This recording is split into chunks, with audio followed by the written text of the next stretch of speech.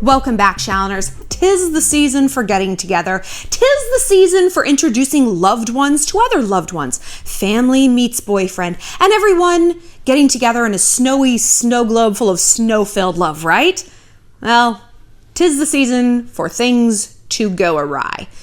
If you are dating someone, you know that bringing them around parents can either go really great or really not great. And today, we're going to talk about what happens when things go a little bit left. We're going to talk about what to do when your family and friends hate your boyfriend, right? And we've talked about this before, but sometimes, especially with Christmas around the corner, it bears repeating. But first, just want to remind you guys that if you have a love question, find me on my website, shallonlester.com, and click Get Help. Also follow me on Instagram at shallonxo, where I let you weigh in on the next video topic, just like you did this one. You guys helped me sort this out. And please consider donating to my GoFundMe that I set up for a homeless mom of 3 living in a motel in Atlanta. I'm going to be making a trip down there in early January to really try to find some permanent housing options for her, get some job placement hopefully going. So you can do that, or you can donate directly to her on Venmo because she is out of food stamps money, and literally even $5 makes such a difference. Small is mighty, and the Shallontrage can do anything. We can also do anything when it comes to pointing out the mistakes of others. Well, I asked you guys, because I wanted to do a video on what happens when your family hates your man. And I was like, okay, well, what celebrity kind of embodies this? So I asked you guys on my Instagram. Whoa, you guys had some theories, but the top ones were basically Beyonce. Everyone hates Jay-Z. Hailey Baldwin, who is unfortunately and bafflingly married to Justin Bieber.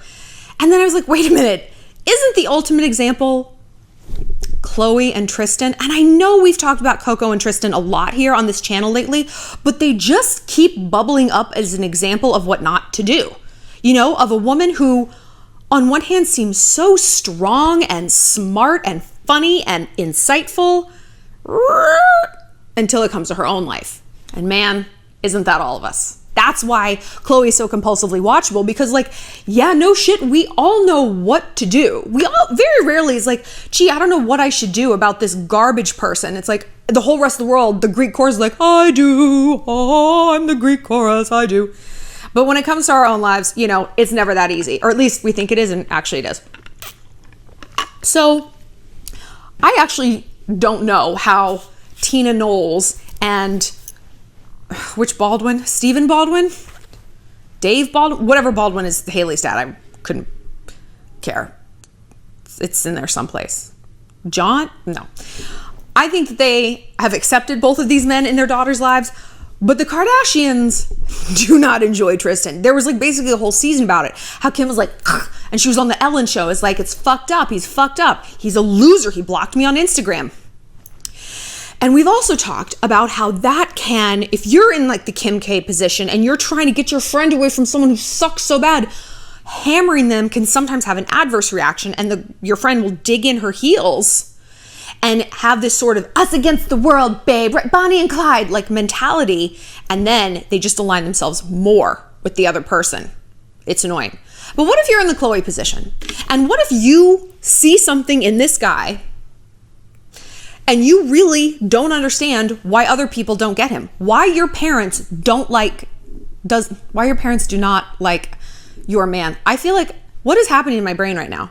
This is what happens when you try to do 31 videos in 31 days. Your brain is I opt out of this one. You can put your makeup on, your hair can be in it, but brain, we are out of office. So just bear with me. And I know how this goes. And this is how parents are. If you make a bad impression, oh brother, it can be set in stone. It's very difficult. When people say you only get one chance to make a first impression, they're literally talking about in-laws, right? They're talking about parents, because a lot of us have been oh, I hated my boyfriend when I first met him, or I was unimpressed, or I didn't think the date was going to go anywhere. So it's when we're the first person, front row for something, we're much more malleable. When it's parents, it's oh, nice socks, David, and we're off to the races. And I know that it's awful to feel two very important parties in your life don't get along. And usually it's not the guy's I hate your fucking mom. It's maybe he's completely clueless, but you can smell the tension. You can just see the way your mom looks at him and you're oh brother, or maybe they're more vocal about it. But you got to get to the bottom of it, right? So this is what you do. This is what you do first and foremost. You sit down, your most communicative, sanest parent. You'll see why I say sanest, right? Sit them down and be like, look, I really, really want you to like James, but it's becoming apparent that you perhaps do not, or this is maybe my perception. And so I want to talk about why not. And then before they launch into it, say this, be like, and when you tell me, I want you to pretend that you're telling your best friend about him, right? Not that you're telling me, because like the way parents talk to children can sometimes be like, bah, bah, bah. It's like lecture, but like, tell me, like explain it like you're explaining it to a third party so that I can get the most objective analysis of the situation, because I really want to make the situation better. There's a key phrase in there. I want to make the situation better. What do we talk about when we talk about conflict? Peace versus victory, right? Talk about this in The Art of War. You have to analyze your opponent and say, are they after peace or are they after victory? And what am I after? If you are after victory, like showing I'm going to show you that I love him. Like you are going to be the Khloe and Tristan, where she just digs her heels in. It's like, nope. I'm going to stick this out no matter what. I don't care that he cheats on me. I don't care that he takes my debit card for 45 minutes and runs up a big bill at the gas station because he buys Twizzlers. I don't care. Who are you hurting, girl? Who is this a victory over? Your own dignity? Well, you slayed that dragon. So what you are after, ostensibly, is peace, right? 'Tis the season for peace, peace and love, peace on earth. So tell them that that is your goal. I want everyone to get along. I want him to feel welcome over here. And I want you to feel comfortable in your own home around my boyfriend, because I see so many wonderful things in him and I want you to view him through that lens also, you know? And the reason I had said your sanest parent is because this conversation is going to go one of two ways, right? This conversation is going to go the same way. Or when you ask them to say, hey, what do you not like about my boyfriend? They're going to come back with, he's black, he's a Jew, he's fat. Okay, well, scene and scene. Peace is not an option, right? If that is where these concerns are coming from, I don't know, man. I don't know what to do with boomers anymore. You know what I mean? I don't know what to do with them. I love my people and I love your people, but I think a lot of people just kind of need to maybe die out. Not die out, but just like go somewhere where they are not near us. They need to be where we are not, basically. Because, I mean, even studies have found, according to like the narcissism index, that boomers are far more sensitive than millennials. They are. This is like a recently studied fact. So yeah, they're awful. They ruined the economy. They ruined the housing market. They ruined the environment. But we ruined malls. Oh, I'm sorry, you murdered polar bears, but all apologies to like Journey's sneakers. Of course. So if this is where they're coming from, it's like, well, he's black and you shouldn't be dating a black man. You can try to fight this uphill battle where you're like, you know what? I want you to hang out with him because I see a lot of similarities with you two, Dad. Like, I think you guys would get along. You both love golf. You both love college football. Like, you both hate our fucking neighbor down the street, whatever it is. If you really want to do that, if you want to try to find those commonalities, go for it. I don't have the patience for that. But then again, like, I don't have a racist or classist family, so I don't really have to. But if you do, and a lot of people do, you either have to be like, okay, well then I'm not going to bring him around, but then I'm not going to come around. I don't want to spend Thanksgiving here. I don't want to spend New Year's here. I want to spend it with my boyfriend and I want to spend it with you, but you're asking me to make a choice based on your prejudices and prejudgments of someone who you don't know and who you were saying you don't want to get to know. So why do I have to abide that? People need consequences for their shitty beliefs. They need consequences. And lecturing doesn't really help, right? But actions do. If you're like, okay, if you are choosing this ideology and this weird path of prejudice over basically happiness and spending time with me, getting to know someone who I know, I don't know what to tell you. I'm becoming an adult, and as an adult, I am going to be choosing where I put my time and my energy, the way I choose where I put my money, just like you taught me, right, Dad? You told me to be a good spender and save. Well, I took that lesson in all categories, and I'm not going to be spending my time and my energy around people who just blindly hate someone else because of their religion, their skin color, their height, their male pattern baldness. That one I get. So try that. Sometimes people are, and especially parents, they have a really difficult time understanding that like babies grow up and babies become adults, and adults, unfortunately, have their own opinions.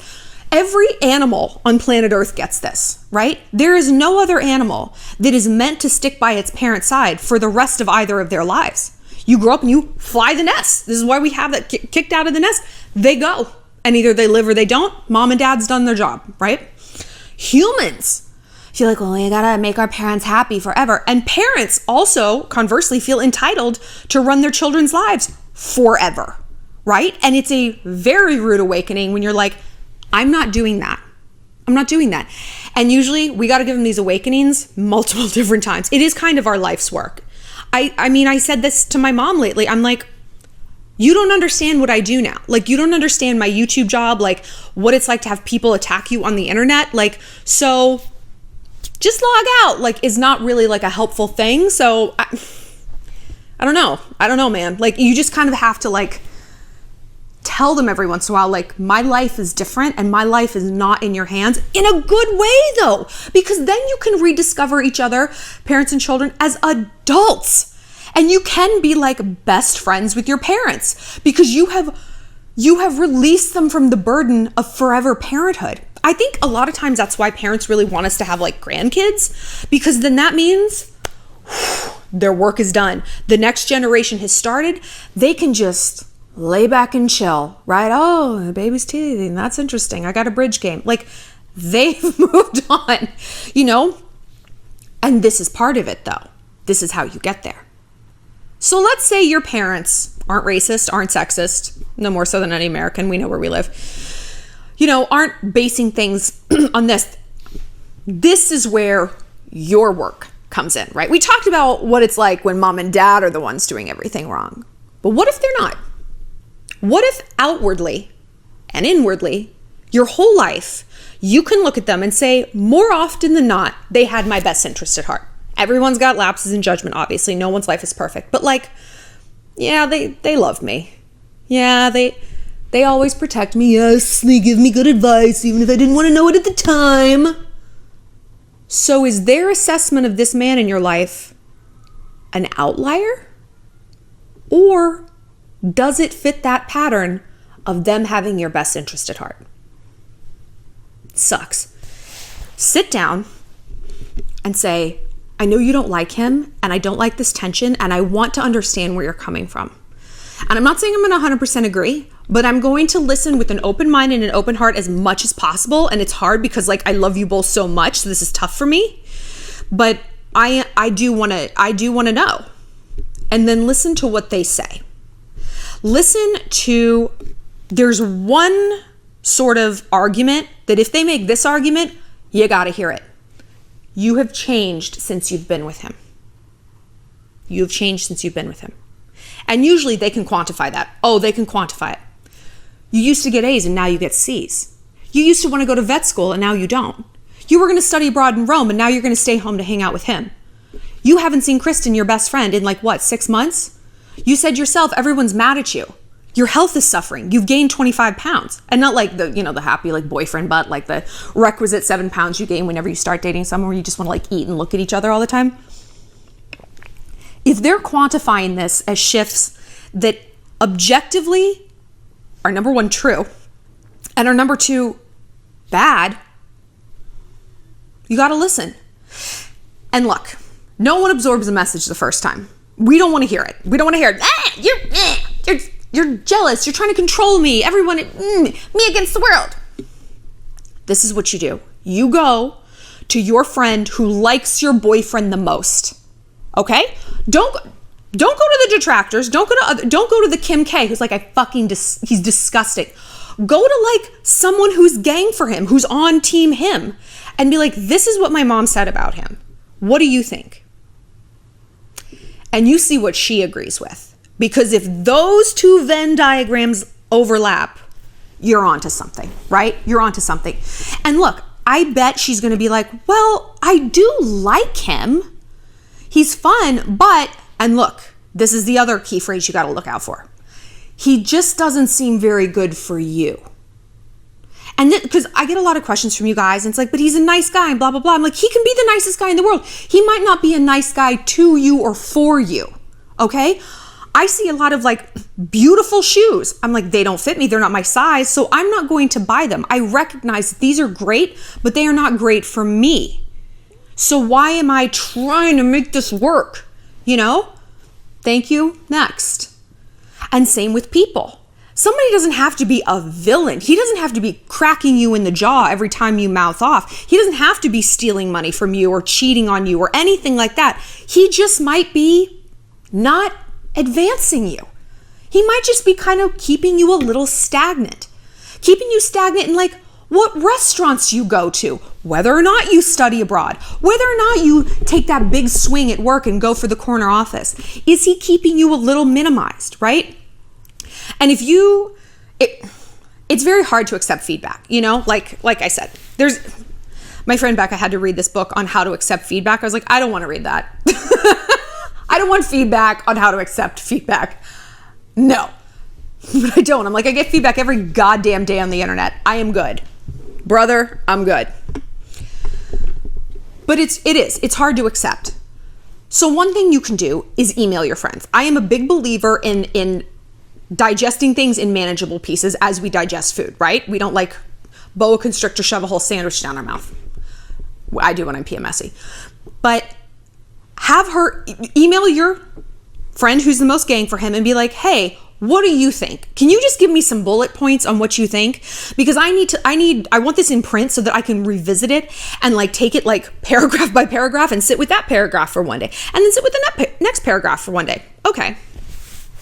So let's say that actually it is your parents and that maybe he just kind of got off on the wrong foot. Ooh, like I said at the beginning, this happens. This happens. I'm also a big believer in apologizing. A lot of times dudes are stupid, and by a lot of times, I mean almost all the time. I realized that when a guy's meeting my mom or anybody else that's close to me, I have to give them explicit instructions. Explicit instructions. Do not chew gum. Do not wear those shoes that you are wearing now. You need to have your hair combed. You need to be in a suit and tie. Do not swear around my mama. Don't do it. You have to bring a gift, okay? Like, I believe people can meet expectations if they are aware of the expectations. And everyone like kind of like culturally, and like, I don't mean culture like you're from India, you're from Taiwan. Like culture is in like your little family behaves differently. My family, we don't show up anywhere without a gift. Wine, candy, whatever, we just don't. And like we make ourselves busy. Oh, can I help clean? What can I do? Blah, blah, blah. So that's just kind of our currency. Acts of service and gifts, right? So your family currency might be completely different. It might be gushing over the cooking, blah, blah, blah. So let your boyfriend know what the currency is in your family. My mother loves flowers. If you bring her roses, she will love you for the rest of her life. Get a vase. Put them in the vase so she doesn't have to spend time cutting the flowers, finding a vase. She will also love you. Don't try to make them guess. They will guess poorly. Men aren't good guessers. That's why heart-shaped jewelry exists, because men don't know any better. And they run out and they panic buy a bright pink heart-shaped thing with like turquoise stones around it. And these companies, K Jewelers, is like, oh, I guess people like it. They don't. The women are just too ashamed to return it, okay? So, lay it out real clear for him. And say that you've done this, right? Say that you did and he fumbled the ball or you didn't have the foresight to do this. And now mom is like, ask her if there is a precipitating event. If you can't already guess it. Like he was vaping in the house, which I have gotten questions about. I'm like, why are you dating anyone who vapes? I don't know, girl, you're asking for trouble. He needs to apologize to her. You can't do it. You can't do it. Apologies don't work secondhand. They just don't. He has to be the one to do it. It doesn't have to be a long flowery thing. He can bring her a lovely little gift, a candle, some bath bombs or oil. I mean, just something. but not something like generic and bullshit. Like you need to help him with this. And then he needs to go to her and be like, Miss Lester, I just want to say I'm really sorry for throwing up on the dog. I shouldn't have had that 5th White Claw. And I just really want to let you know that it was a real like learning opportunity for me. And Shallon deserves better. And you deserve better because you have a beautiful house here. And you don't deserve like White Claw barf on it. So I just really hope we can start over, kind of hit the reset button. I really appreciate you giving me a second chance. No, it's not going to be a fun conversation for him to have. Was it fun for the dog to get barfed on? No, happened anyway.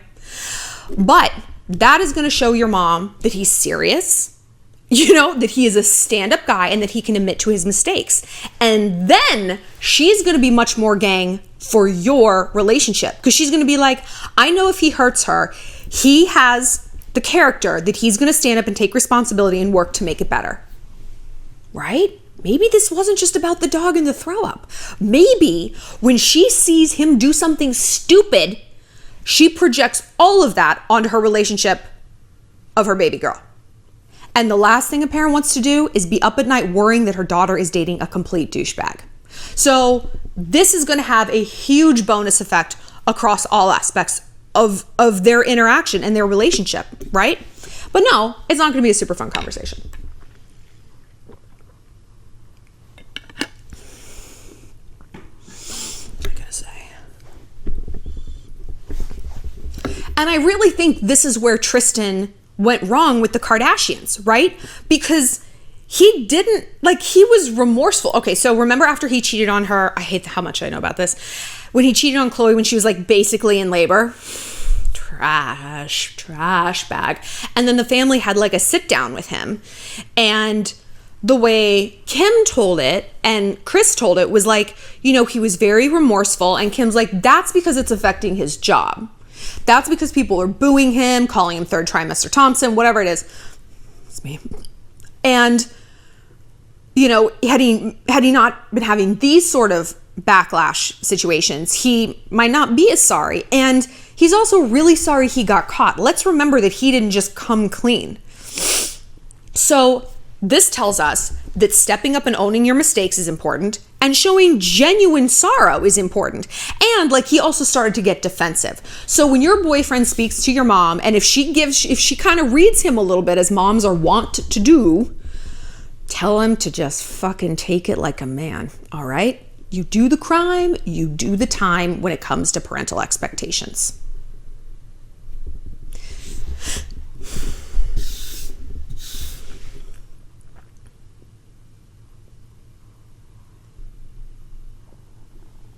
So you're going to have to sit and evaluate. Is this a situation of kind of like mistaken identity and that he got off on the wrong foot and this is something that can be undone and ameliorated with an apology and a very excellent gift? You really can buy your way into someone's good graces. Absolutely. Or is this a matter of your parents being prejudiced for no real reason? If so, do you want to take the time to try to, untangle their prejudices against someone? Maybe, maybe not. It kind of depends on how long you think this person is going to be in your life. If you're like, you know what, in my heart of hearts, I'm not going to marry this dude. And don't try to marry this dude just to spite your parents. Don't cut off your nose to spite your face. Or is this a matter of, the worst case scenario where they're not wrong? They dislike him for very concrete reasons that have nothing to do with White Claws and dog barf. If that's the case, take a step back. And again, don't cut off your nose to spite your face. Don't dig your heels in and stick it out with someone just to prove everyone wrong. Nope. Who gives a shit? What does that get you? Wasted time, a lot of heartbreak, and at the end of the day, a relationship that probably isn't that satisfying. You can either be right or you could be happy, right? So don't be like, I'm right. I'm going to stay with this guy who sucks. You're only hurting yourself. Choose happiness. And sometimes that means choosing to walk away and listen to people who have a better bird's eye view of the situation than you might. I want to know your opinions. Tell me about times that your family has hated the dude you're dating and how you managed to turn that around, or actually what lay beneath that. And if it was arbitrary, or a bad incident, first impression, or if it was In hindsight, you could be like, yeah, they were right. Also follow me on Instagram at ShallonXL. And like I said, please consider donating to the fundraiser. A $25 donation gets you a free question with me. Just leave it in the comment section of your donation.